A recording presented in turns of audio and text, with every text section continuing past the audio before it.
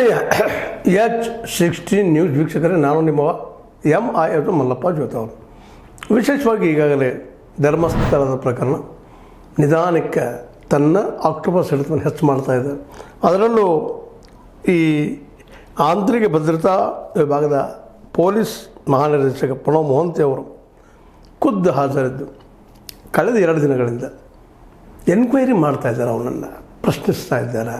ಪ್ರೀತಿಯಿಂದ, ವಿಶ್ವಾಸದಿಂದ, ಕಾನ್ಫಿಡೆನ್ಸ್ನಿಂದ ಅದಕ್ಕೂ ಅವರು ಅಷ್ಟೇ ಪ್ರಮಾಣದಲ್ಲಿ ಉತ್ತರನೂ ಕೊಡ್ತಾ ಇದ್ದಾರೆ ಅಂತ ವಾರ್ತೆಗಳಿದ್ದಾವೆ. ವಿಶೇಷವಾಗಿ ಇಲ್ಲಿವರೆಗೆ ಯಾವುದು ಹೊರಗೆ ಬಂದಿಲ್ಲ, ಏನು ಕೇಳಿದರೂ ಏನಿಲ್ಲ, ನಾವೆಲ್ಲ ಗ್ಯಾಸ್ ಮಾಡುವಂಥ ಇರ್ಬೋದು ಅಂತೇಳಿ. ಆದರೆ ಇವತ್ತಿನಿಂದ ಅದರ ಮುಂದುವರಿಕೆಯಾಗಿ ಸ್ಪಾಟ್ ಎಲ್ಲಾಗ್ಯದ.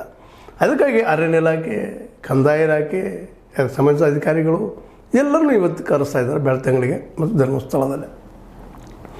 ಯಾರಾಗಿರ್ಬೋದು ಇದು ಅಂತೇಳಿ ಸ್ಥಳಗಳನ್ನು ಗುರುತು ಮಾಡುವಂಥದ್ದು. ಇನ್ನು ಅಲ್ಲೇ ಹೆಣಗಳನ್ನು ಹೊರ ತೆಗೆಯುವಂಥ, ಅಲ್ಲಿ ಹುಡುತಂಥ ಶವಗಳನ್ನು ಹೊರ ತೆಗೆಯುವಂಥ ಪ್ರಕ್ರಿಯೆ ಸ್ಟಾರ್ಟ್ ಆಗುತ್ತದೆ. ಅಂದರೆ ಒಟ್ಟಾರೆಯಾಗಿ ರಿಯಲ್ ಎಂಟ್ರಿ ಇನ್ನಾಗುವಂಥದ್ದು.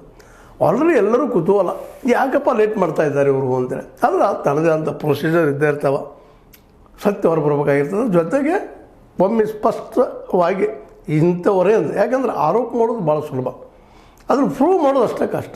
ಯಾಕೆಂದರೆ ಒಮ್ಮೆ ಆರೋಪ ಮಾಡಿದ ತಕ್ಷಣ ಅದು ಪ್ರೂವ್ ಆಗಲೇಬೇಕು ಅನ್ನುವಂಥ ದಿಶೆಯಲ್ಲಿ ಅತ್ಯಂತ ತಾಳ್ಮೆಯಿಂದ, ಸಹನೆಯಿಂದ, ಜೊತೆಗೆ ಬುದ್ಧಿವಂತಿಕೆಯಿಂದ, ಅದರಲ್ಲೂ ಒಬ್ಬ ವ್ಯಕ್ತಿ ಸಾಕ್ಷಿದಾರ ಅಥವಾ ದೂರದಾರ ಈಗಾಗಲೇ ಕೋರ್ಟ್ ಮೂಲಕ ಬಂದಿದ್ದರಿಂದಾಗಿ ಇನ್ನೂ ಎಚ್ಚರಿಕೆಯಿಂದ ಎನ್ಕ್ವೈರಿ ಮಾಡಬೇಕಾಗಿದೆ ಅವರನ್ನು.